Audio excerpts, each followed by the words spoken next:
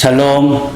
오늘 이 하루도 하나님과 동행함으로 하나님의 사랑과 은혜가 우리 성도님들 가운데 가득하기를 축복합니다. 오늘은 사사기 4장 1절부터 10절의 말씀으로 은혜를 나누고자 합니다.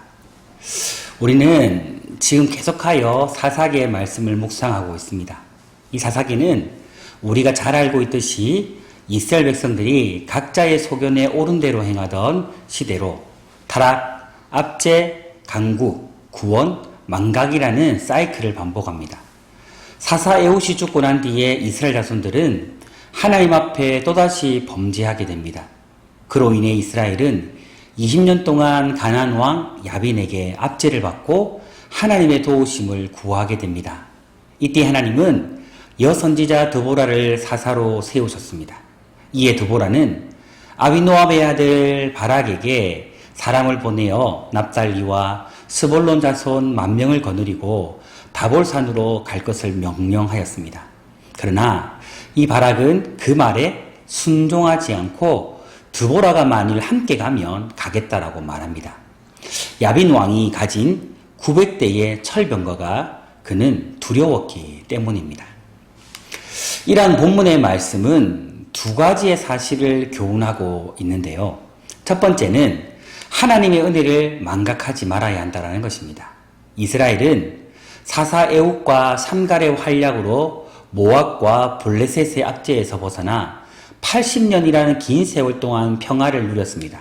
그러나 이스라엘은 과거의 징계와 구원의 은혜를 망각하고 다시금 하나님 앞에 범죄하였습니다. 그러한 범죄는 또다시 하나님의 징계를 불러와 이스라엘은 가나안 왕 야빈의 손에서 20년 동안 고통을 당했습니다. 둘째는 하나님의 말씀 앞에서 주저하지 말아야 한다는 것입니다. 하나님은 야빈의 군대 장관 시스라와 병거들 그리고 그의 무기들을 기송강으로 이끌어 바락의 손에 넘겨주겠다라고 말씀하셨습니다. 그러므로 다볼산으로 갈 것을 하나님은 드보라를 통해 그에게 명령하십니다.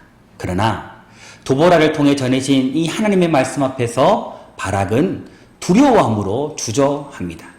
바락은 즉각적인 순종을 하지 않고 드보라와 함께 출전하면 싸우겠다라는 조건을 내세웠습니다. 결국 하나님께서는 바락에게 허락하신 승리의 영광은 드보라에게 돌아가게 됩니다. 이런 말씀을 통해 오늘 우리가 느끼게 되는 것이 무엇입니까? 그 누구라도 하나님의 은혜를 망각하고 잃어버리게 되면 또다시 범죄하게 된다는 것입니다. 그러므로 성도는 항상 하나님께서 나에게 베풀어 주신 그 모든 은혜를 기억하면서 그 은혜 속에 살아가는 것이 중요합니다. 또 한 가지는 하나님의 말씀 앞에서 즉각적인 순종이 우리에게 있어야 한다는 것입니다. 왜냐하면 순종하는 자에게 승리의 영광이 주어지기 때문입니다. 사랑하는 성도 여러분, 오늘 우리 모든 성도님들은 지금까지 하나님께서 나에게 베풀어 주신 그 은혜를 날마다 기억하면서 그 은혜 속에 살아가는 성도님들이 되시기를 소망합니다. 그리고 말씀을 통해 나에게 전해지는 명령이 있다면 그 말씀 앞에 즉각적으로 순종함으로 승리의 영광을 그 누군가에게 빼앗기는 사람이 아니라 그 승리의 영광을 누리는 승리의 주인공으로 오늘 우리 모든 성도님들이 설 수 있기를 축복하고 오늘 이 하루도 그러한 삶을 살아가기를 주님의 이름으로 축복합니다.